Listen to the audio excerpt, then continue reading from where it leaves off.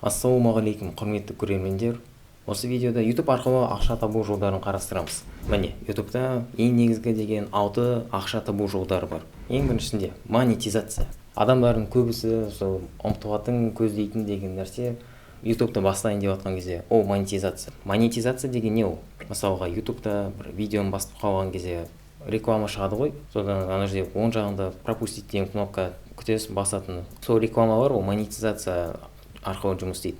Егер сіздің каналыңызда монетизация қосылса, сізді көретін адамдар сіздің видеоларыңызды басқан кезде, оларда да тура сол рекламалар шығады, сосын олар күтеді, сол пропустить деген кнопка шыққанша. Оларға реклама көрсетілген үшін сізге ақша келіп тұрады. Монетизация қосудың шарты қандай? YouTube'тың өзінде жазылып тұр, минимум 1000 подписчик сіздің каналыңызда болу керек.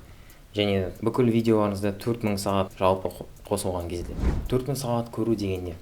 Мысалы, бір видеоңыз 10 минут болса, сол бір 10 минуттық видеоны 6 адам көрсе, толық. Ол бір 60 минут болады ғой, 1 сағат. Тура сол енді 1 сағатты 4000-ға көбейтсеңіз, сол 24 000 адам сіздің 10 минуттық видеосын көргені саналады. 4000 сағат деген сонда ол 24 000 адамның сіздің 10 минуттық видеоны көргені. Енді монетизация туралы және жаңадан шыққан бір жаңалық бар ғой. 500 подписчик, 3000 көру сағат туралы. Ол подписчиктарыңыз сізге ақшаны чаттарда жібере алады. Сондай нәрселерді қоса алады да. Ал былай сіздің видеоңыздан адамдар сіздің видеоңызды көрген үшін сізге олай ақша түсе бермейді. Екінші жол спонсорство. Спонсорство дегенде көресіз ғой, мысалға блогерлар кейбір видеоларда: дорогие подписчики, это видео было проспонсировано компанией Казмунайгаз. Окей, ладно, қалжың да. Мысалы, бір компания, бренд өзінің тауарын немесе қызметін адамдарға білдірткісі келсе, олар солай блогерларды іздейді, өте танымал деген адамдарды көп көретін. Сосын сол блогерларға ұсыныс жасайды: міне осындай ақша төлейміз, ал біздің тауарымызды сен өзің көретін адамдарына, зрителярына, подписчиктарына айтып жібер. Предлагаю взглянуть на один из самых востребованных языков программирования в мире – Java. Солай жұмыс істейді спонсорство. Өте қысқаша және түсінікті айтсақ. Ол үшін енді сізде біраз аудитория болу керек. Үшіншісі affiliate маркетинг. Ағылшынша сөздер. Бір дүкеннің тауарын немесе компанияның қызметін өз подписчиктеріне ссылка арқылы ұсыну. Видеоның астында описание деген бар ғой. Егер мысалға сіз өзіңіздің тауарыңызды немесе бір кез келген затыңызды осылай подписчиктеріне айтсаңыз, мысалға, мен мынау пеналды мынандай компаниядан сатып алдым. Егер алғыңыз келсе, менің описаниемда ссылка бар, соған өтсеңіз, сол жерде тұрады. Адамдар сіздің описанияда қалдырған ссылкасы бойынша өткен үшін сізге тиын-тиыннан ақша тама береді. Егер сізде адамдар өте көп болса, бұл әсіресе қандай нелерде жақсы жұмыс істейді? Распаковка, обзорлармен айналысатын адамдар, андай телефон, жаңа айфонды мысалға, техника. Міне қараймыз, бүгін андайды ашамыз, камераларды көрсететін видеоблогер бар. Қандай камера өте жақсы, қандай микрофон жақсы, сосын соның бәрін видеода көрсетіп жатқан кезде, ал құрметті көрермендер, егер мынау камераны алғыңыз келсе, видеоның астында сілтеме бар, соған өтсеңіз, сол жерде көресіз деп.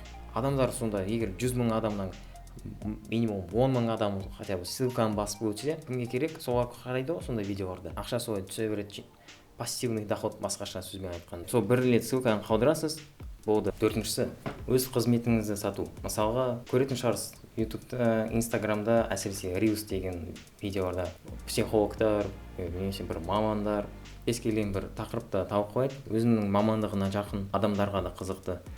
Одан кейін видеоның соңына қарай. Такой вот лайфхак. Если нужно больше контентных стратегий, больше информации о продвижении и наборе подписчиков, обязательно приходите на мой мастер-класс. Он пройдет 19 и 20 августа, да, идет 2 дня. Сізде солай істей аласыз, YouTube-тың өзінде. Міне мысалға, мынау дәрігер, тіс дәрігері өзінің видеоларында мамандығына байланысты енді әртүрлі тістердің аурулары, ауыздың денсаулығы деген сияқты тақырыптарды талқылайды, адамдарға түсіндіреді. Сосын видеоның описаниясында қарасаңыз, өзінің клиникасының адресін қалдырып қойды, одан кейін звоните, записывайтесь деп шақыруды жазды. Сіз де тура солай істей аласыз. Кез келген маман болсаңыз, архитектор, риэлтор. Бірақ бұл жерде ескеретін нәрсе, сіздің қызметіңіз егер онлайн нәрсе болса, адамдармен міндетті түрде кездесуге керек емес. Сондай кезде ол жақсы жұмыс істейді. Өйткені сізді YouTube'да, Instagram'да адамдар өте алуан түрлі жерлерден көруі мүмкін.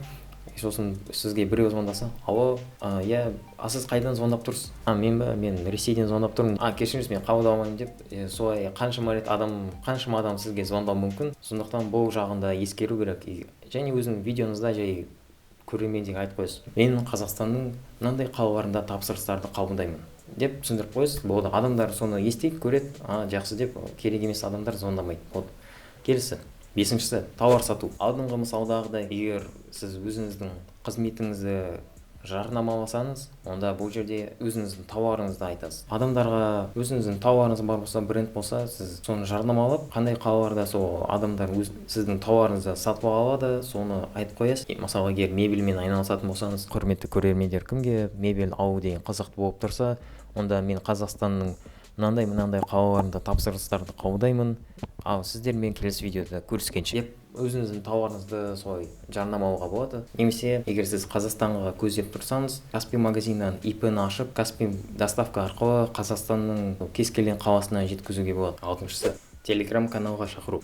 Егер сізде Telegram каналыңыз бар болса, мысалға табиғат Қалтайдікіндей, немесе жоқ болса, жай Telegram каналды ашып, сол жерге адамдарға пайдалы ақпарат, өзіңіздің қандай нәрселерді ұсына аласыз. Вебинарлар туралы ақпарат сізде бар ма? Немесе тағы мамандыққа байланысты, немесе посттар, кез келген нәрсе адамдарға пайдалы және қызықты болатындай. Сондай ақпаратты Telegram каналға салып отырсаңыз, онда сіз өзіңіздің видеоларыңызда мысалға, ал құрметті көрермендер, кімге шөп дәрілер арқылы емдеу өте қызықты болып тұрса, онда арнайы ақпарат менің Telegram парақшамда бар, астындағы сілтемеден өтсеңіздер деп солай шақырып қоюға болады. Сосын Telegram каналда реклама деген нәрсе бар. Егер сізде подписчиктарыңыз біраз жиналса, сізге адамдар сіздің Telegram каналыңызда өзінің рекламасын жарнамалау үшін сізге ақша төлейді.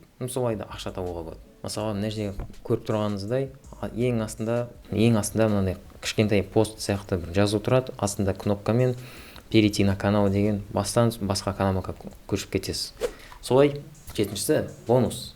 Негізінде бұлармен ғана, осындай жолдармен ғана шектелудің қажеті жоқ.